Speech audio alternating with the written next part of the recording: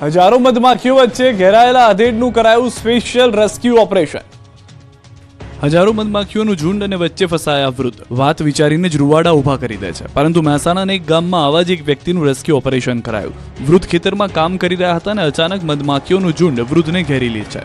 ઉનાવા નજીક ખેતરમાં બનાવ બન્યો। ખેતરમાં કોઈની હાજરી નહીં, તે જ સમયે વૃદ્ધ પર અનેક મધમાખીઓએ હુમલો કરી દીધો।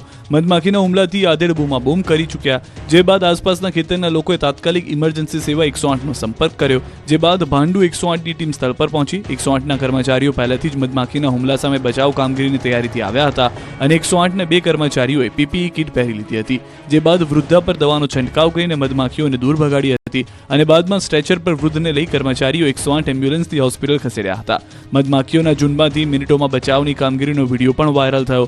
ખેતર જેવા દુર્ગમ વિસ્તારમાં પણ 108ની ટીમ તાત્કાલિક પહોંચીને સફળ રેસ્ક્યુ ઓપરેશન કર્યું હતું। નર્મદાના એક ગામમાં સુવિધાના અભાવે એક દર્દીને જોડીમાં નાખી લઈ જવો પડ્યો।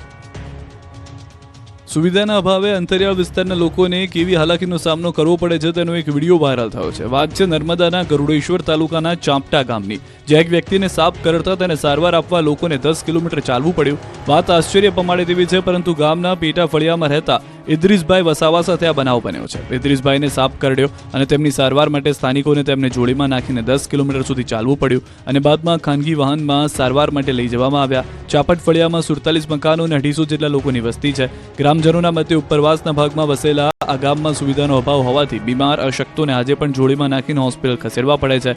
અગાઉ જિલ્લાના કેટલાક વિસ્તારના વિડીયો પણ વાયરલ થયા છે, જેમાં રસ્તાના અભાવે સગર્ભાને જોડીમાં નાખીને લઈ જવી પડતી હતી। રસ્તા અને સુવિધાના અભાવે આવા બનાવ સામે અગાઉ કોર્ટે પણ આકરું વલણ દાખવી છે। અસામાજિક તત્વો સામે પોલીસનો 100 કલાકનો પ્લાન તો પૂર્ણ થયો, પણ કેટલાક તોફાનીઓ ન જ સુધર્યા। જાહેરમાં લાકડીઓથી મારામારી। આ દ્રશ્યો છે બોટાદના। જૂની અદાવતમાં જાહેરમાં થઈ મારામારી। શહેરમાં એક જ જૂથના 2 લોકો વચ્ચે જાહેરમાં મારામારીના બનાવ સીસીટીવીમાં કેદ થયો છે। વિડીયોમાં સાફ જોઈ શકાય છે કે એક વ્યક્તિ લાકડી લઈને દોડતો આવે છે અને સાથે અન્ય કેટલીક મહિલાઓ પણ હાથમાં લાકડી સાથે ફરતી દેખાય છે। કાળા શર્ટ પહેરેલો વ્યક્તિ એક વ્યક્તિ પર લાકડીથી તૂટી પડે છે અને પછી ધીંગાણું શરૂ થાય છે। આ મારામારીમાં મહિલાઓ પણ લાકડી સાથે મારામારી કરતી દેખાય છે। આ બનાવ એક વ્યક્તિ ઘાયલ થઈ ચૂક્યો છે, જેને સોનાવાલા સરકારી હોસ્પિટલમાં ખસેડાયો છે।